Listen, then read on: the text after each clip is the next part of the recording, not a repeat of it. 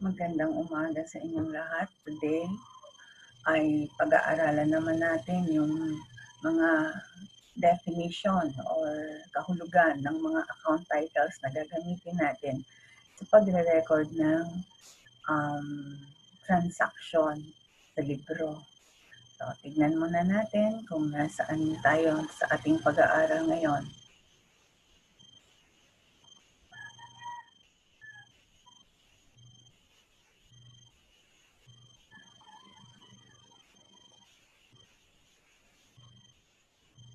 Nandito tayo sa pangwalong aralin.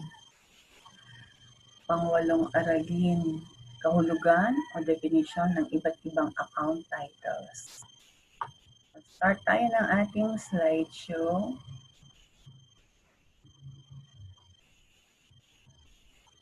Para ma-share natin yung screen natin. So, let me share my screen with you. Okay, screen share muna tayo.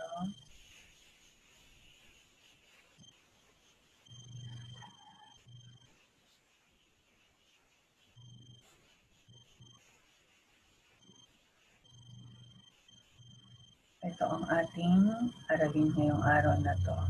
So, pangwalong aralin, kahulugan, definition ng iba't ibang account titles.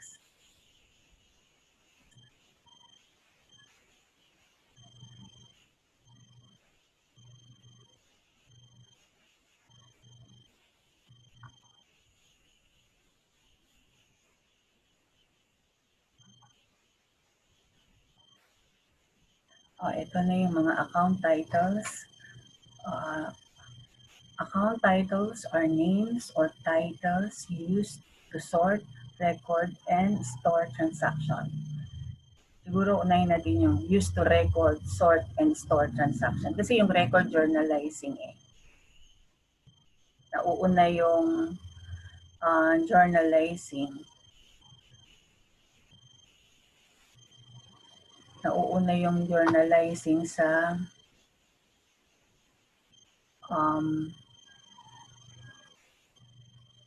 ito muna ay lumabas ng aking pointer.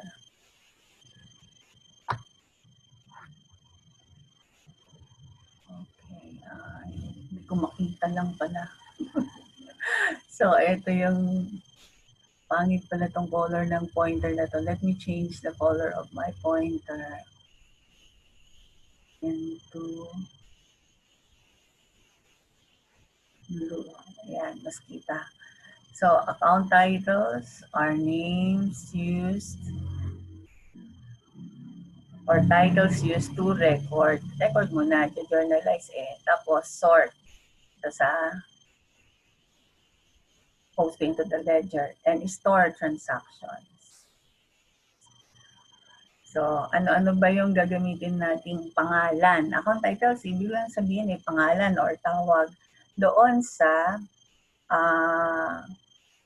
account o element ng assets, liabilities, or capital na maglalarawan doon sa transaction. Ito yung napag-usapan natin last time, yung account titles commonly used in business. Meron tayong cash, accounts receivable, allowance for bad debts, supplies, prepayments, equipment, building, accumulated depreciation, and land.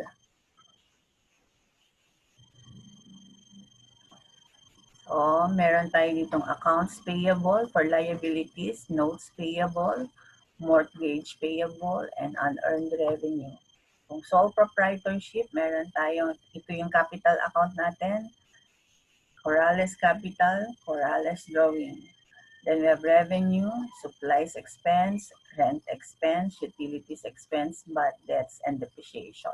So this is a sole proprietorship having service business kasi wala tayong nakitang merchandise inventory. So, ito na yung pinag-aralan natin last time. O, pag service business, pare-pareho lang hanggang dito sa building. Pareho lang sila. Ito hanggang dun sa building. Pare-pareho lang. Pag merchandising, magkakaroon ka ng account na merchandise inventory. Pagka manufacturing, meron kang inventory ng raw materials, tapos work in process, at saka finished goods. Now, ito yung mga liabilities. So, pare-pareho lang, walang nabago. Kaya service yan, merchandising yan, or manufacturing yan. Pare-pareho. They are all the same pagdating sa liabilities. Ito yung sa revenue. So, makita natin pagdating sa revenue, service, merchandising, pare-pareho. Yung name ng owner, and then the account, capital, and drawing. Ngayon, dito sa revenue, magbabago. Kasi kung ano yung service na pinoprovide, yun ang itatawag natin. Katulad ng mekaniko, service revenue. Kunyari, mga CPA, professional fees, lawyers, doctors, we call that professional fees. Kunyari, mga ahente, Avon dealers, yan, commissions earned, or fees earned. Kung nagpapaupo ng bahay, rental income. Kung nagpapautang ng pera, interest income. So ito yung pipiliin nyo dito kung ano yung nature ng negosyo nyo, anong nature ng service na pinoprovide. So kung ano yung service na pinoprovide, yun yung gagamitin yung account title. Kunyari CPA ka, alangan namang rental income, CPA ka. Nagpapaupa ka, alangan namang professional fee. So kung ano yung account title na babagay doon sa service na pinoprovide nyo, yun ang gagamitin na account name or account title. Pagdating sa merchandising at saka sa manufacturing, pareho lang ang kanilang revenue account sales. Tapos kapag may sinole, ibabawas sa sales. Kung magkakaroon ng discount, ibabawas din sa sales. So itong dalawang to ay deduction sa sales. So arrive at net sales. Eto, sa expenses, pare-pareho lang naman yung mga expenses up to miscellaneous. Pareho. Pero pagdating sa merchandising at sa manufacturing, kung ang ginagamit nilang account, ang ginagamit nilang method of recording inventory ay periodic, meron silang account title na purchases. Pero kung perpetual ang ginagamit nila, wala rin yung purchases kasi papasok yun sa merchandise inventory. Pero ito kasing sa manufacturing, hindi kagad papasok sa merchandise inventory. Papasok talaga siya sa account na purchases. Pero dito sa merchandising, pwedeng walang account na purchases kung perpetual inventory ang ginagamit. Pag-uusapan natin yan sa mga susunod na topic natin. Pero sa ngayon, para maunawaan nyo yung mga expense account titles, bakit may purchases yan, bakit may purchases? Kasi meron silang merchandise. Ito merong finished goods. Ito, purchases nito, ginagawa niya ring merchandise at the end. So merong sa service, wala silang freight in, freight out, saka merchandise inventory at cost of goods sold accounts. Kasi nga, diretso lang. So, napakasimple ng service na negosyo. Ang service na business, madaling i-record, pero mahirap i-perform. Kasi labor mo yun mapapagod ka talaga. Sa merchandising naman, medyo madali. Bebenta, bili ka lang, bili-benta ka lang. Pero ang accounting niya mahirap kasi maraming account title. So, meron siyang freight in. May freight out, merchandise inventory, cost of goods sold. So, pareho sila up to this point, cost of goods sold sa manufacturing. Kaya lang ito yung manufacturing expenses So, kung manufacturing yung business, meron siyang factory overhead, direct labor, direct materials, and indirect materials expenses. Isa-isahin ngayon natin ang meaning ng mga account titles na yan. So, pag sinabi natin cash, ano ba ibig sabihin ng cash? So, ito yung cash. So, ang ibig daw sabihin, checking account balance as shown in company records. It includes currency, coins, checks received from customers but not yet deposited. Kasi mayroong account na cash in bank. So, itong cash na to, it pertains to cash in custody of the business. Yung nasa kamay pa ng business, hindi pa na i-deposito sa bangko. So, pero ito nakalagay din, checking account balance as shown in the temporary. So, dalawang klase yung cash, cash on hand and cash in bank. So, kapag checking account balance yan, that is cash in bank. Tapos, kung currency coins, check received from customers but not yet deposited, that is cash on hand. Yung itong check na to, ito yung tinatanggap natin sa mga customer natin. Hindi pa natin nade-deposito sa bangko. That will be considered as cash on hand. Hindi pa na-deposit sa bangko eh. Although that is a check. Now, accounts receivable. Amounts owed to the company for services performed or products sold but not yet paid for. Nagbenta ka pero hindi ka nakakolekta kaagad ng cash, ang tawag doon ay accounts receivable. Merchandise inventory. Cost of merchandise purchased but not yet been sold. Ito yung mga binili mong paninda na hindi mo pa nabibenta. At the end, ang tawag dyan ay merchandise inventory. Kung periodic system. Pero kapag perpetual system, at the beginning, merchandise inventory na ang tawag. So, raw materials inventory, ito yung at the end, bibilangin na natirang raw materials. Kasi ang gagamiting account na pag-record sa raw materials will be purchases. So, at the end of the period, bibilangin yung raw materials.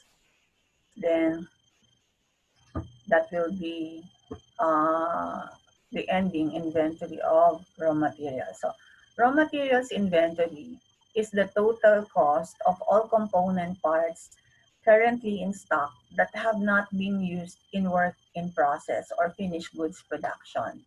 There are two subcategories of raw materials, which are direct materials. These are materials incorporated into the final product. For example, this is the wood used to manufacture a cabinet. Or indirect materials. These are materials not incorporated into the final product, but which are consumed during the production process. For example, this is the lubricant, oils, rugs, light bulbs, and so forth consumed in a typical manufacturing facility. Pero i-correlate natin itong indirect materials dito sa factory ng paggawa ng cabinet. So sa paggawa ng cabinet, yung wood yung direct material mo. Ang mga indirect material mo dyan ay pako, glue, or sander, yung pangkinis ng kahoy. So this, ang tawag dyan, sandpaper, yun, panglinis ng mga wood. So these are the indirect materials for the manufacture of cabinet. Ang direct material mo, wood. Ang mga indirect materials mo dyan, pako, sandpaper, glue.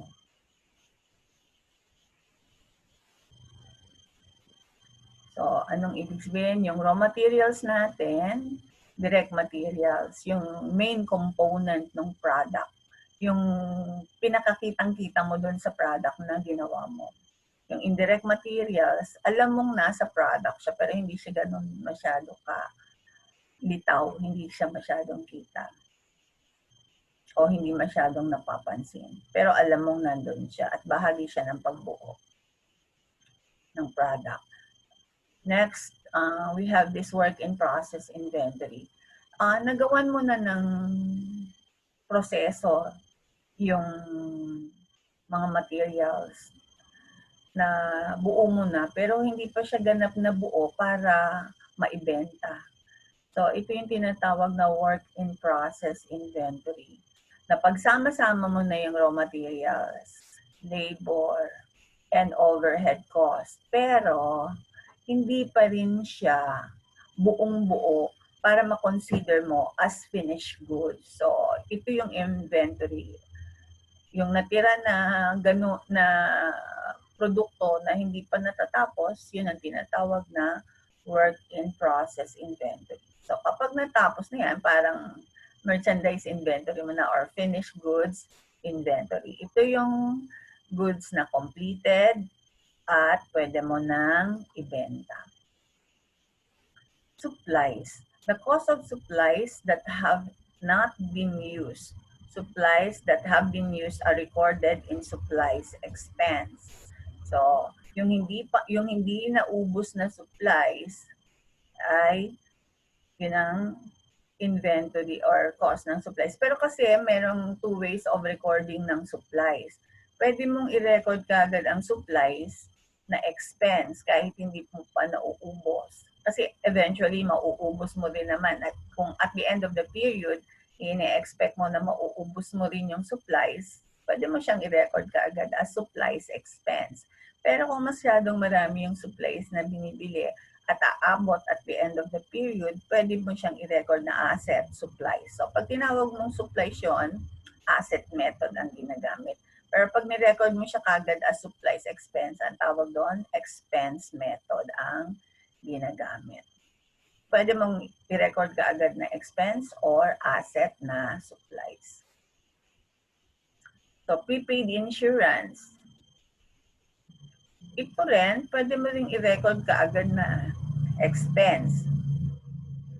Pwede mo rin i-record na asset. So ito yung cost of insurance paid in advance and includes a future accounting period. So kunyari, 2 years yung insurance na binayaran mo.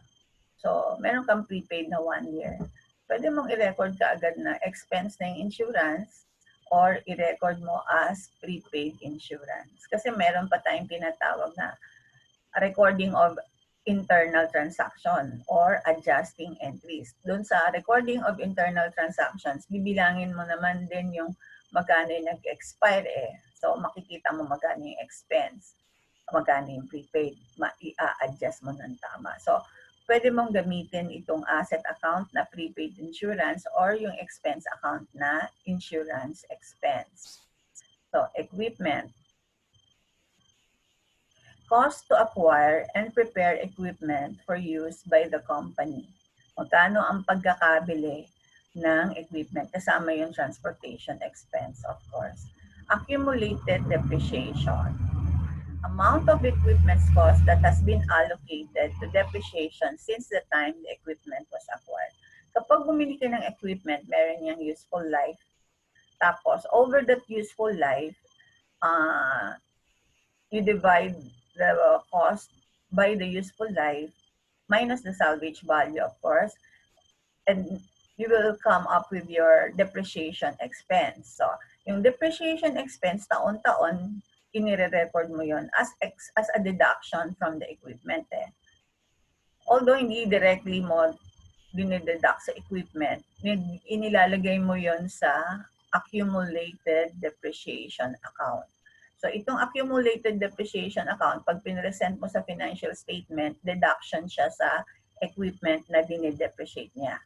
So ganito, taon-taon magre-recognize ka ng depreciation expense. Instead na i-credit mo tong equipment, ang i-credit mo ay accumulated depreciation. So makikita mo sa financial statement, magkano na yung mga expenses na na-deduct sa equipment. So kapag pinresent ang equipment, kasama palagi ang accumulated depreciation.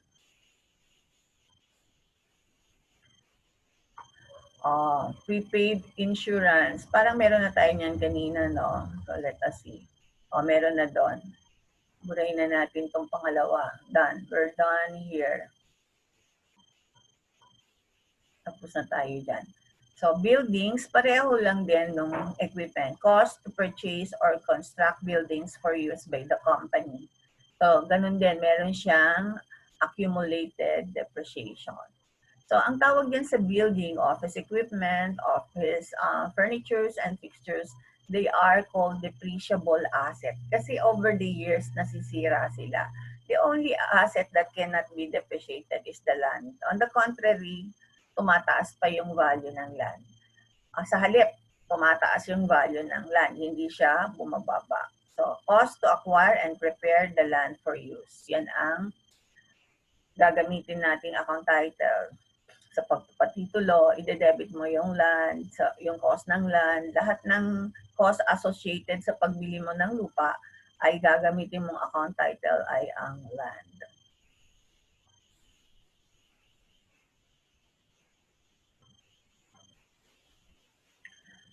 Okay, eto na tayo sa liability. So, meron tayong notes, accounts, wages, interest. So, sa lahat ng expenses na hindi mo nababayaran, you can create the account title by adding payable. So, kung salary yan, hindi mo nabayaran, salary is payable. Kung utilities na di mo nabayaran, utilities payable. So, idadagdag mo lang yung word na payable dun sa lahat ng klaseng expenses na hindi mo nababayaran. Now, we go to the accounts payable. Ito yung mga pautang mo. Nagbenta ka o nag-provide ka ng service pero hindi ka nakakolekta, you call that accounts payable. Amount owed to suppliers. Ay, sorry. Nangutang ka pala dito. Sorry. Bumili ka pero walang bayad. Nangutang ka. So, accounts payable, obligation mong bayaran yan dun sa supplier. Wala itong mga dokumento para patunayan na utang to except dun sa invoice, credit invoice na ibibigay sa'yo. Hindi ka i-require ng promise to pay. Hindi ka i-require ng guarantor. Kasi ito yung accounts payable, tiwala sa mukha mo bilang mangungutang. May tiwala sila sa'yo. So, kung may tiwala sila, character yung character. Credit, you have a good character when it comes to credit transaction. Pautangin ka nila ng walang kahit anong support or evidence except the OR or the invoice. Ino-note lang nila doon na utang yon. So, amount owed to suppliers who provided goods and services to the business but did not require immediate cash payment. Pinautang ka. Pero kung walang tiwala sa'yo, hanapan ka ng notes payable, ng note or you call that notes payable. Pareho lang yung accounts payable tsaka notes payable. Kaya lang, ang notes payable may formal written promise to pay. Formal written promise to pay. Minsan may interest yan, minsan wala. Ang purpose lang naman yan ay to guarantee your credit standing. Hindi ka palubos na kilala ng supplier, sometimes i-require ka ng notes payable. Yan yung mga liabilities account na gagamitin. A mortgage kapag meron kang nakatrenda na real estate property. Umutang ka, karaniwan yan sa bangko, umutang ka sa bangko, sasanla mo ang real property mo. Hanggang mabayaran mo yung utang mo. Tsaka palang ibabalik sa iyo yung titulo ng lupa mo. Unearned revenues. Ito, utang to. Tinanggap natin kaagad yung bayad pero hindi pa tayo nakakapag-provide ng service or nakakapag-deliver ng goods. Yan yung mga utang natin. Yan ang mga account titles na gagamitin natin sa mga utang natin. Ito naman ngayon yung sa income, service revenue. Kapag ang income mo ay galing sa services. Amounts earned for providing services to clients either for cash or on credit. When a service is provided on credit, both these and accounts receivable will increase.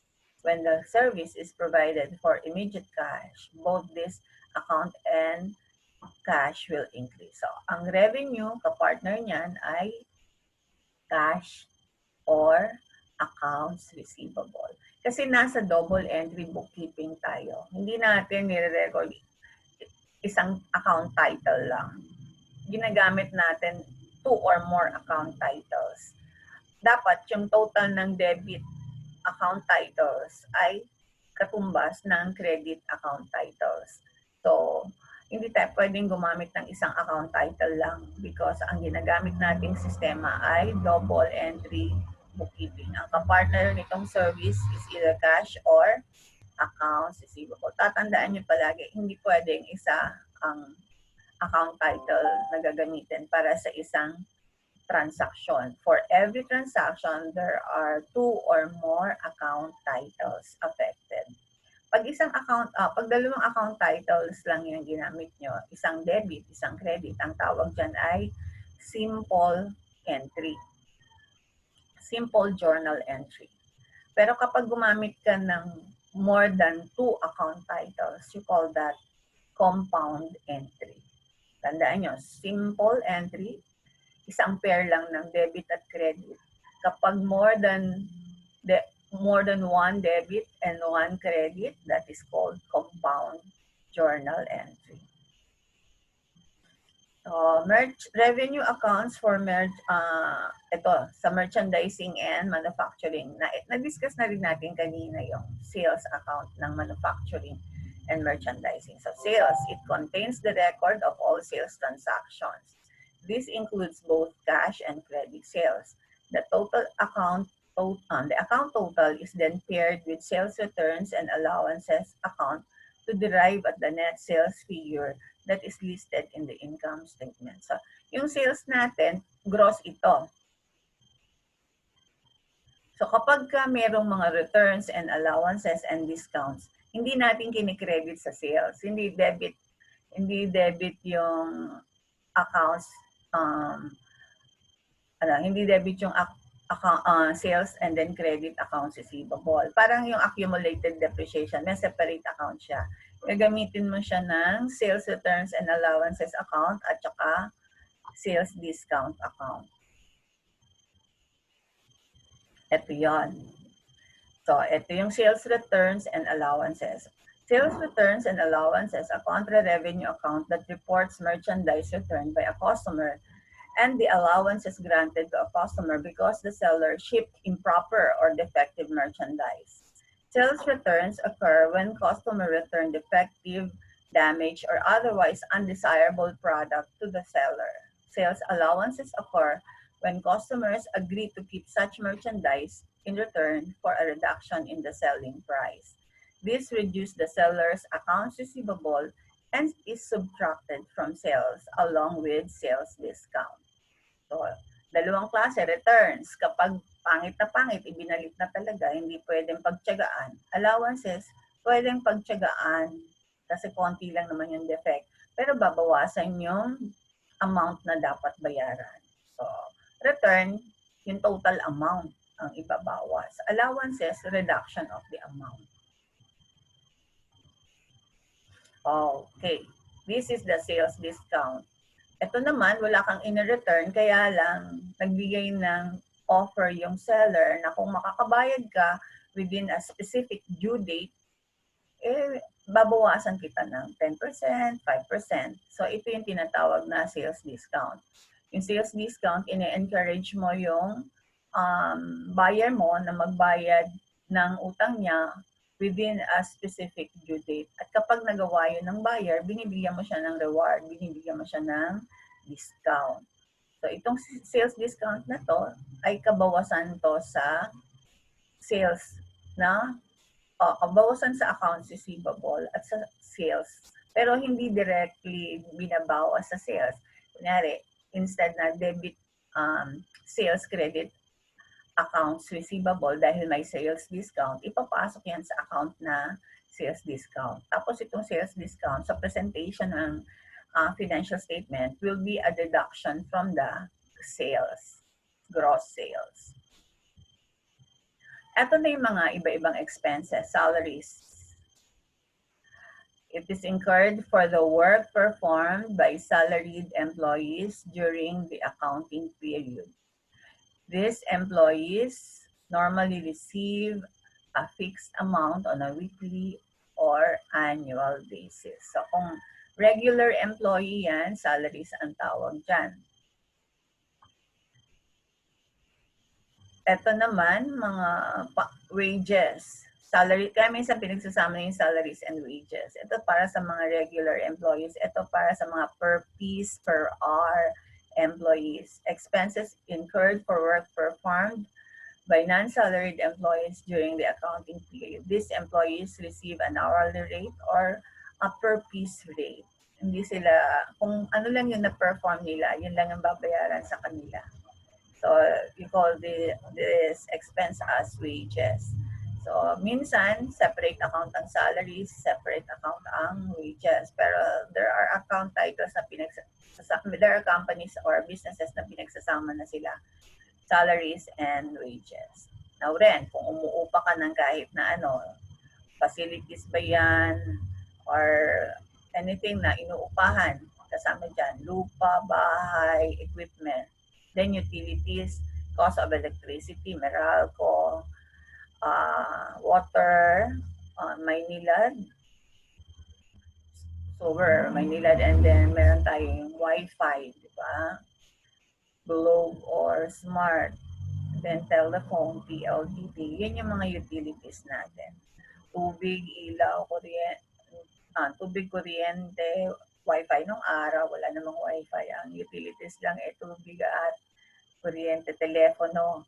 Tubig, kuryente, telepono ngayon. Tubig, kuryente, telepono, internet. So, ito yung telephone expense. Kasama yan sa utilities na. Pero minsan, kung malaki yan, nakaseparate. Yung utilities, pwede man namang paghiwa-hiwala yan eh.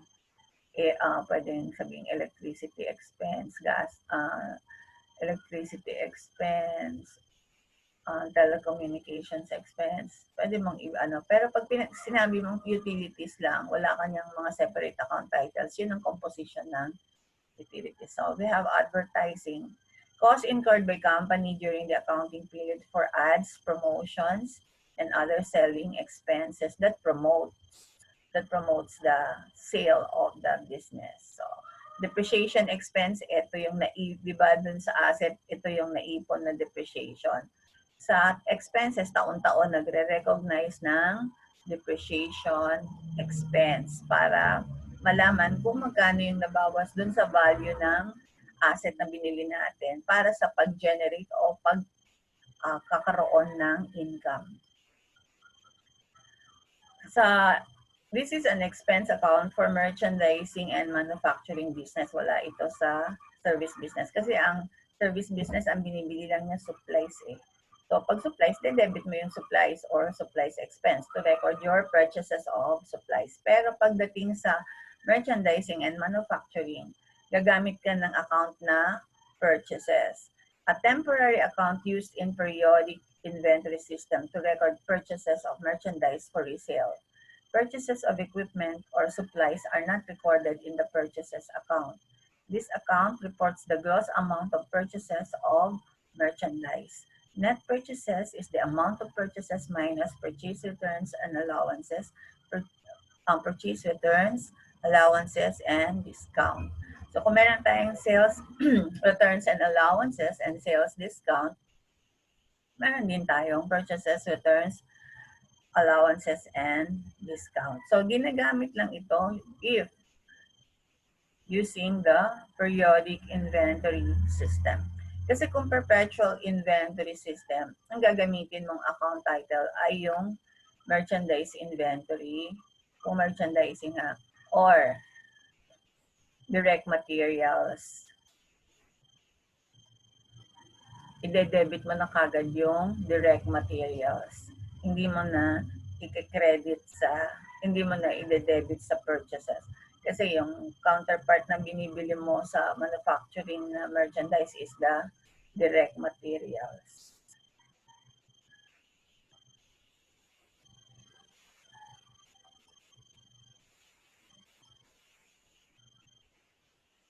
Direct materials or raw materials. Yung raw materials mo yun. Yun ang i-record mo kapag ka perpetual inventory system. Pero kung periodic, i-debit mo ay ang purchases account. So cost of goods sold, it refers to the direct cost attributable to the procurement or production of the goods by the business. The cost of goods sold is the cost of the products that retailer, distributor, or manufacturer has sold. This account is used in perpetual inventory system of accounting.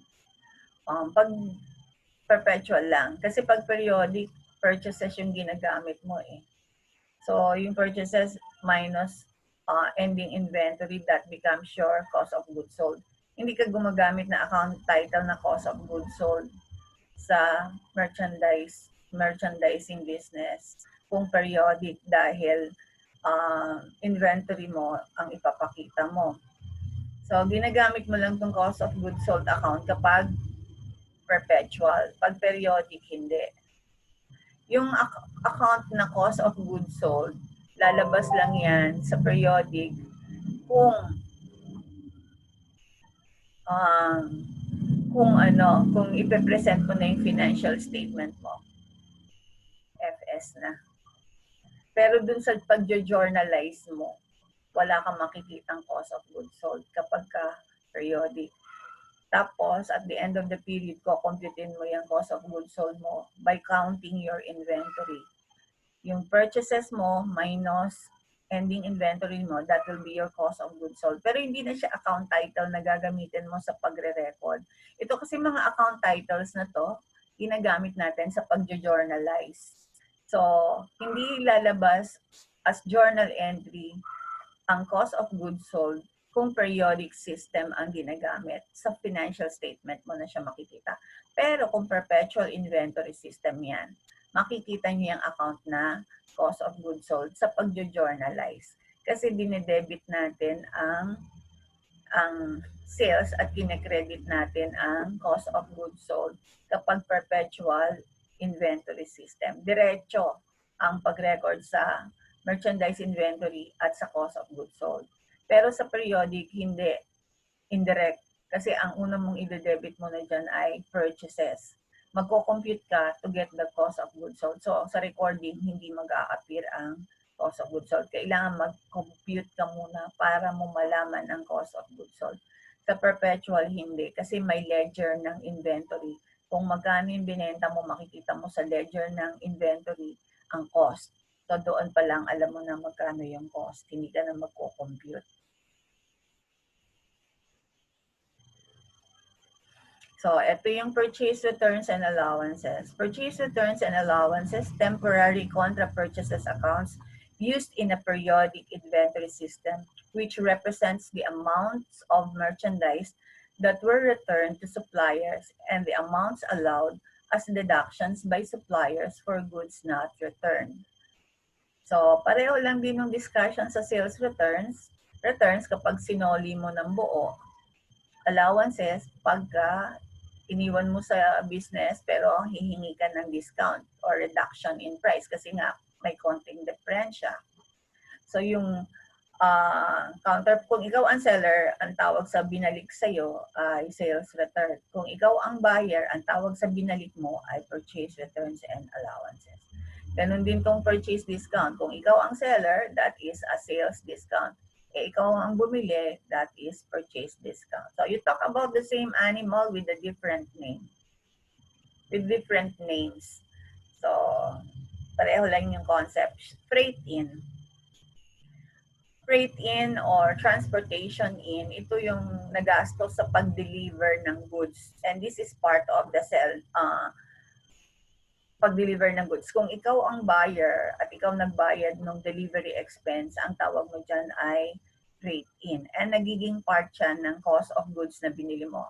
Kung bumili ka ng 1,000 na goods at merong 10 pesos na freight in, the 10 pesos will be added to the 1,000 para makuha mo yung cost ng iyong goods. The shipping cost to be paid. Okay, let's define. The shipping cost to be paid by the buyer of the merchandise purchased when the terms are FOB shipping point. Ang ibig sabihin lang ng FOB shipping point, yung buyer ang mag-shoulder ng transportation expense. Freight in is considered to be part of the cost of the merchandise and should be included in inventory if the merchandise has not been sold. So, part siya ng cost ng goods na binili natin. Freight in. Tandaan nyo, FOB shipping point, ang buyer ang magbabayad ng delivery expense. At ang tawag sa delivery expense na yon ay freight in. At i-add yan dun sa value ng pinamili. So, meron tayong non-operating revenues and expense. So, ang business natin, buy and sell. Pero nagkakaroon tayo ng pautang na cash sa ibang tao at nag-earn ng interest yan. Or yung deposit natin sa bangko, nag-earn ng interest. Ang tawag dyan ay non-operating revenue and expense account. So, meron tayong interest revenue. Interest and dividends earned on bank accounts, investments, or notes receivable. This account is increased when the interest is earned and either cash or interest receivable is also increased. So, interest revenue, debit, interest receivable, credit, interest revenue. Parehong nag-increase. Increase in interest revenue, increase in interest receivable. Gain on sale of assets. Yung asset na sinasabi dito, hindi ito merchandise. Hindi ito finished goods. Ito yung asset na ginagamit mo sa business or hindi mo ginagamit sa business. So, kunyari, lupa yan na kinatatayuan ng building mo, binenta mo, gain on sale of assets yon. Pero kung real estate developer ka, nagbenta ka ng lupa, hindi gain on sale of asset yon because merchandise mo yung lupa dahil real estate dealer ka eh.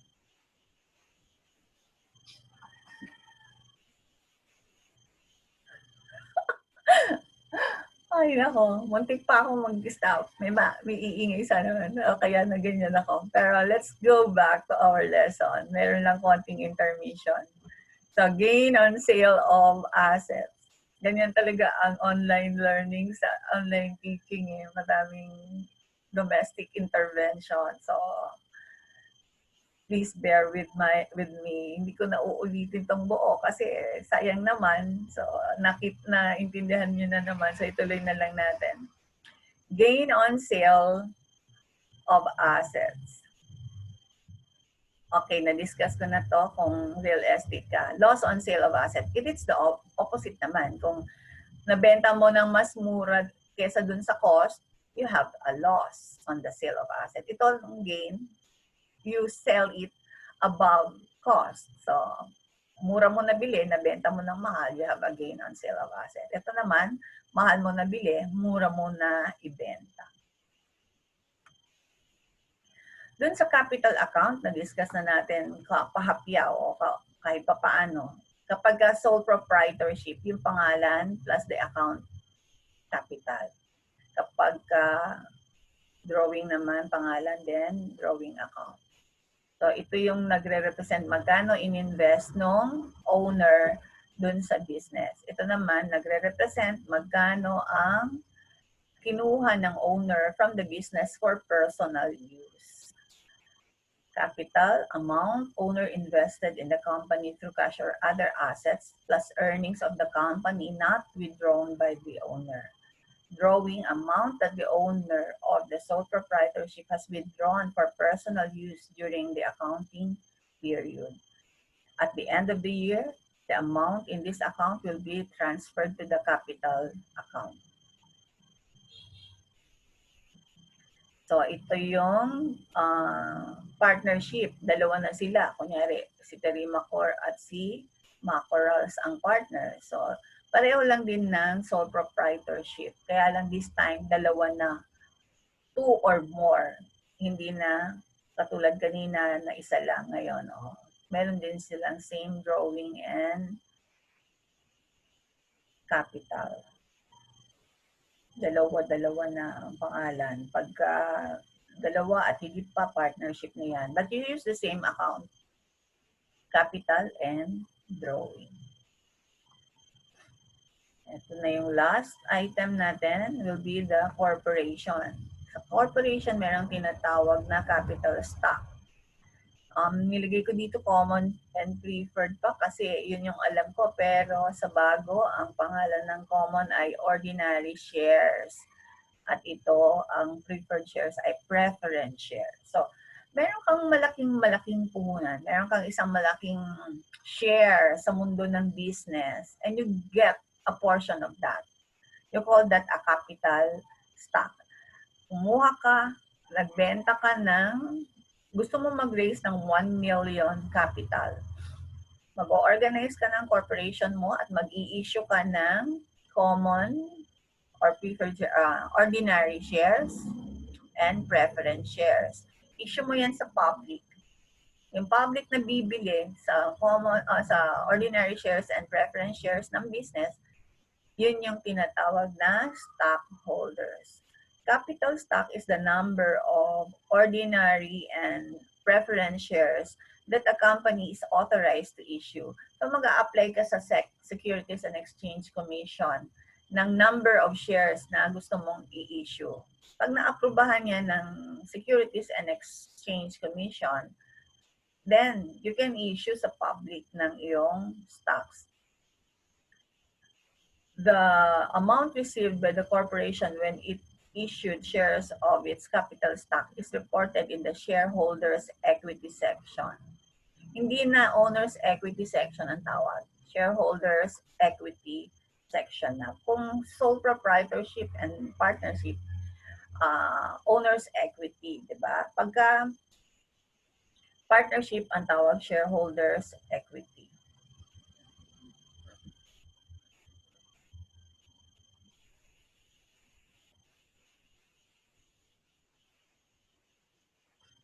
Ano naman yung treasury stock? Treasury stock, yung isa,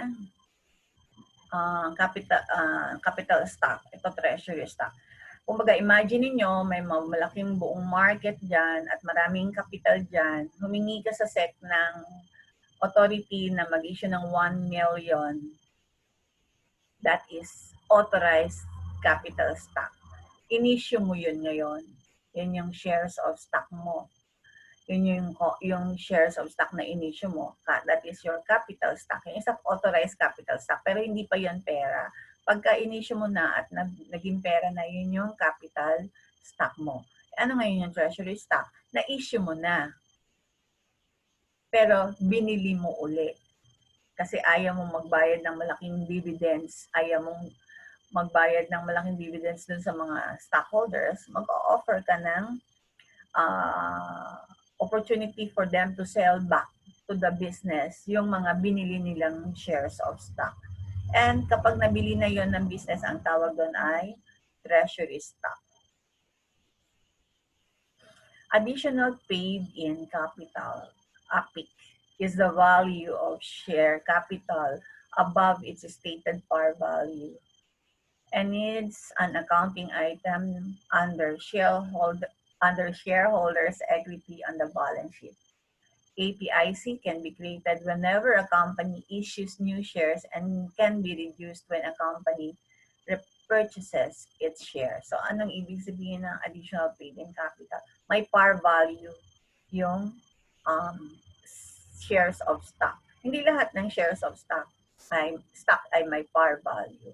But there are shares of stock na may par value. And if naibenta yon ng corporation above the par value, yung excess na yon ang tinatawag na additional paid-in capital. Dividends. Dividend is the distribution or reward from a portion of the company's earnings and is paid to a class of its shareholders. Dividends are decided and managed by the company's board of directors, though they must be approved by the shareholders through their voting rights. Ang counterpart ng withdrawals or drawings sa sole proprietorship and partnership ay ang dividends. Kasi bumabalik doon sa investor yung kanyang kinita. Kung kumita yung business, magkakaroon siya ng share. Usually yung mga partners naman, tsaka sole proprietor, kumukuha lang yan ng pera sa negosyo kapag kumita na. Unless, of course, there are emergencies. Sa sole proprietorship and partnership, madali lang kumuha. Kasi, ipaparecord mo lang yan. Pero pagdating na sa corporation, kailangan pa ng approval ng members of the board of directors, sometimes subject to the approval of shareholders. So, yan yung mga account titles para sa corporation. Meron pang isang account title, itong retained earnings. Retained earnings are the profits that the company has earned to date, less any dividends or other distributions paid to investors. This amount is adjusted whenever there is an entry to the accounting records that impacts a revenue or expense account, counterpart of the income summary accounts when there are prior years adjustments. So, yung retained earnings account, parang accumulated earnings. Accumulated earnings. Hindi yan, ito yung mga income ng business na hindi na-declare as dividends. So, kunyari, kumita na 100,000, ang dineclare lang na dividends para makabalik sa stockholders ay 50,000. Yung 50,000, the other 50,000 is a retained earnings. Another, sinabing counterpart siya ng income summary account kasi kapag sole proprietorship and partnership, at the end of the period, isa-summarize mo yung revenue tsaka expenses, gumagamit ka ng clearing account na income summary.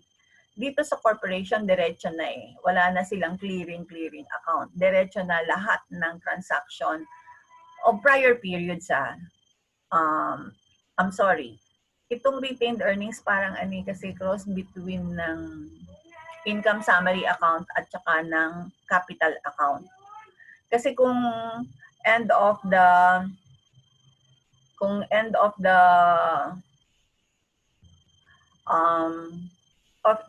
period yung transaction, papasok yun sa income summary account. Pero kung prior years, papasok sa capital account.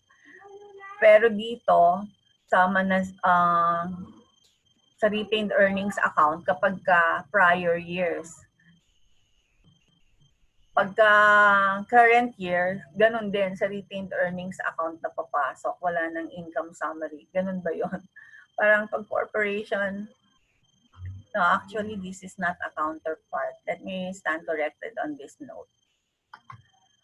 Pag retained earnings account, ito yung account. May nagtitinda kasi, ang kulit nitong nagtitinda. Kailan pa malapit na ending, tsaka pa nagtinda. Pero I won't cut my discussion. We will continue. We'll start with the retained earnings. So the retained earnings, ito yung na-discuss ko na natira dun sa kinita na hindi na-declare as dividend. So kapag may adjustment on prior years, dito ipapasok instead na sa capital account. Instead na sa capital account ipapasok sa retained earnings account. Kasi ito yung parang nagsisilbing capital account ng business. Although ang capital account talaga ay capital stock. Pero for purposes of recording adjustment on prior years, ang ginagamit nating account ay retained earnings. Pero sa income summary account pa rin, gagamit pa rin tayo ng income summary account dito sa pag-record ng current periods income or loss. So, hindi siguro to counterpart ng this is not a counterpart of the income summary because the corporation still maintains the income summary account at the end of the period to record the revenue. Pero pagdating sa adjustment on prior years, ang gagamitin ay retained earnings account. Pero kung partnership and corporation, prior year adjustment will be hindi sa income summary doon sa capital account. So, in a way, it is a part of a capital account, no? Yung retained earnings account is parang yung income na nag-accumulate na naging part ng capital. Kung ihahalin tulad natin yan sa sole proprietorship at saka partnership, ang partnership kasi pag kumita at saka sole proprietorship, pag kumita, yung capital niya plus net income. So, yung current period, ipapasok mo dun sa income summary. Yung summary na yan, kung ano ang resulta, ipapasok mo sa capital. So, kapag may prior period adjustment may mga errors ng prior period, ang adjusting account na gagamitin mo ay capital. Pero sa corporation, wala ka ng account na capital eh. Share of stocks na tsaka retained earnings. Hindi mo mapapasok sa shares of stock na account. Ipapasok mo siya sa retained earnings account. So, kung merong prior period adjustment ang corporation, instead na sa capital account mo ilalagay mo sa retained earnings account. Okay? Pasensya na dun sa maiingay na nagtitinda. Wala tayong magawa. Ito kasing bahay na convert na school. So, maraming ahente sa paligid-ligid. Okay, that ends our discussion. At kung may natutunan kayo sa ating discussion today na maraming information, like and subscribe my channel. Ang next topic natin, ako, maganda na. Recording of external transaction na tayo. Journalizing entries na tayo. Okay. Have a blessed day ahead and I hope this pandemic ends soon so that we can have our normal life in the classroom. Mas maganda kasi rin sa classroom kasi yung mga bata, makikita mo kagad yung mga reaksyon ng mukha nila, kumukunot kapag parang may confusion at nag-a-approve kapag ka nauunawaan nila. So, masarap din feeling yon. Ngayon kasi computer ka lang, tapos yun nga, yung mga nagtitinda ng ulam, dumadaan na sasakyan, tumatahol na aso, at saka mga manok. Dito nga sa amin, kasi province, yung pang puliglig. Mas maingay yung puliglig. Buti sa gabi, wala, palaka naman yan. Okay, that ends of our discussion. God bless everyone. Please don't forget to like, share, and subscribe this channel if you find this channel to be of help to you para makatulong din tayo sa iba. God bless everyone. Have a nice day.